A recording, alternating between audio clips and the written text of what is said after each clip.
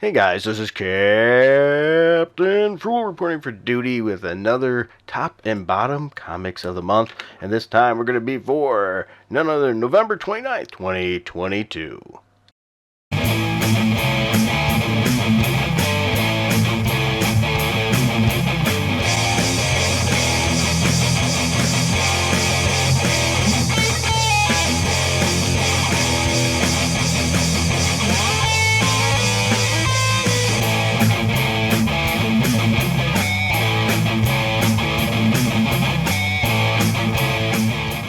Alright guys, here you can hear my papers, hear the shuffling.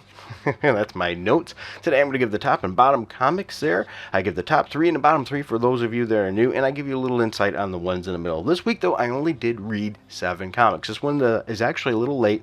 I thought it was only going to be 5, but I decided to go back and pick up 2 more and add to the list. Now, with that said, let's start with my top 3 picks here. We're going to go with my top 3. My number 3 was Superman Kal-El Returns Special with a 7.35. This is one of those that I'm glad I came back to and read. I was going to skip it originally. This issue has a couple stories in it. It has several stories, and I thought the first story in it has some fun art in the panels, some great panel art there, going back a little retro style, so I thought that was nice. The main story was fun. It was a lot of nice banter between none other than Bruce and Clark, and I think that's a nice little touch there. Really well done. This is something I have to say that this writer I'm not a fan of. I'm not even going to name him this now. I'll name him Wade. I'm not normally a fan of. Does a good job of the banter between these two.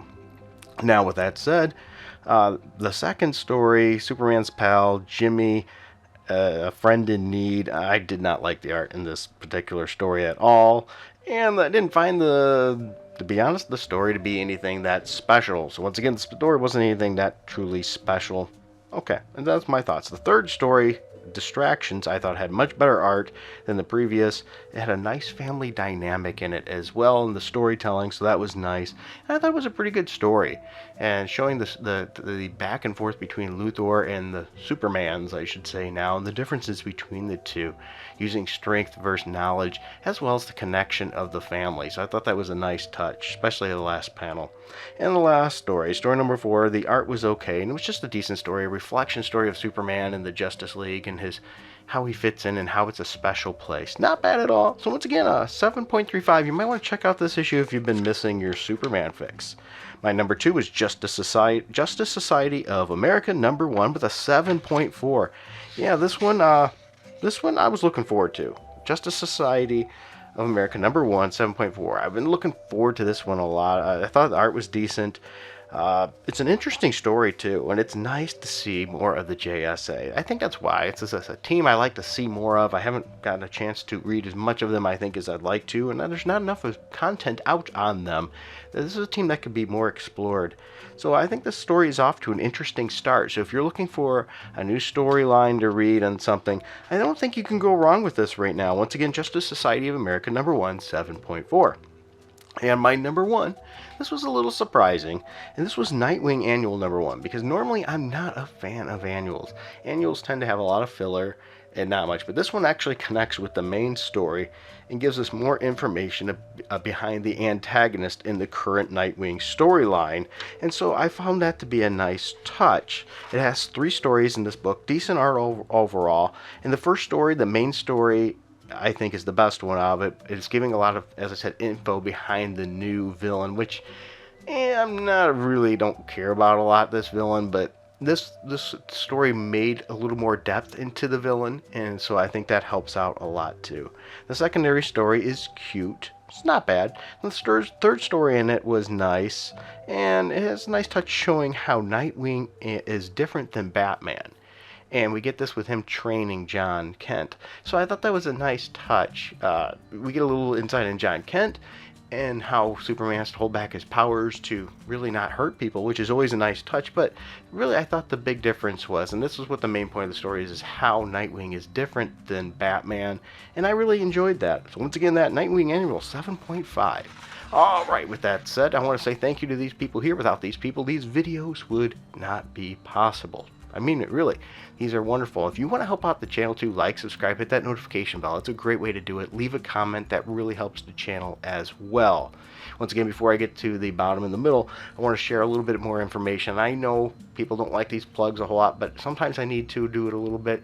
The YouTube analytics is sometimes hard on me, and they've been taking away some of my subscribers again, and that's a real pain in the butt. So just subscribing is a big help. If also you want to help monetarily, we have a couple ways to do it. We have a one-time donation. You can find that down in the info bar, as well as a Subscribe Star or Patreon, where you can help and get additional content to videos. Some videos I do extra along with it, additional things like I'll be doing on this one, where the subscribers get a little extra content, if you will, and some other special things too, like music, as well as special deals on gear, and sometimes just giveaways.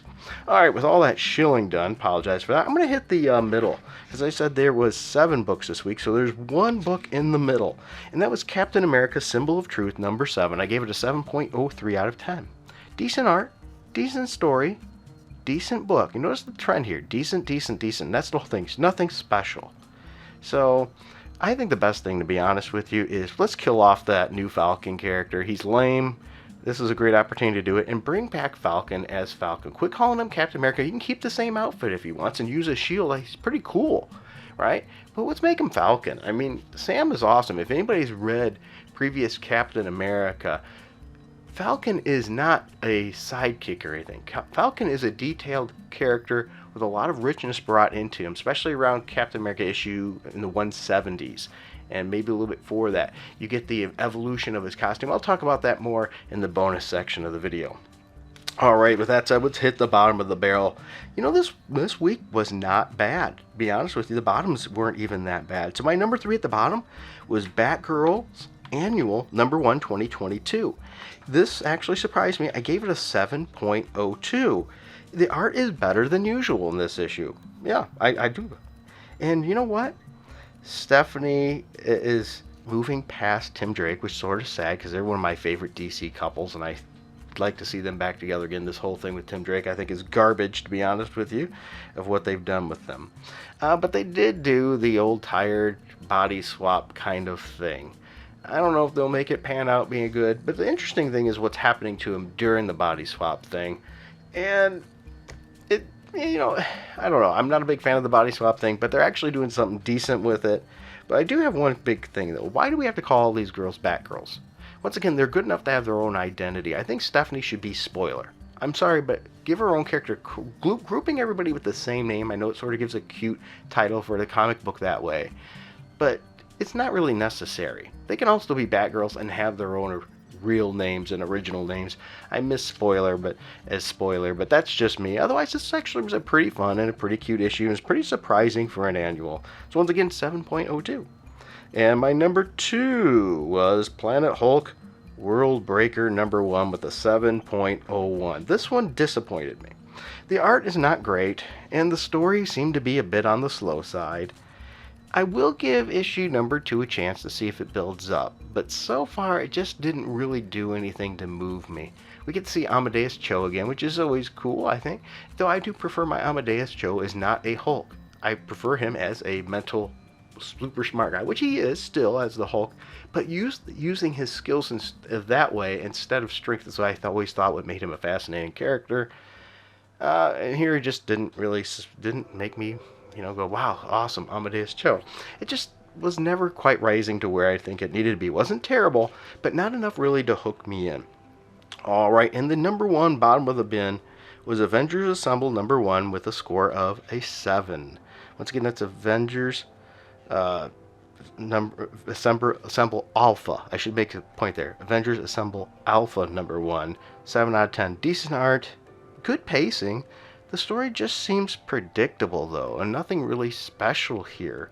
I mean, I'm not a big fan of this whole build-up that they've been doing anyway with the prehistoric Avengers. Once again, I feel that the more you keep adding variants of characters, the more you dilute what makes that character special in the first place.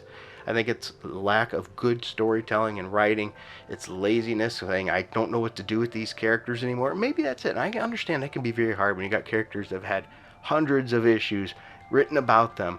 But maybe, maybe we need to get a better class of writers that can figure out what to do with these characters without destroying them and ruining them in the first place. But that's my thoughts. What are yours? What are your top 3, bottom 3? What issues do you think I should read? What did I miss? What did you enjoy? What do you think I should definitely skip? I'd love to hear those things in the comments below.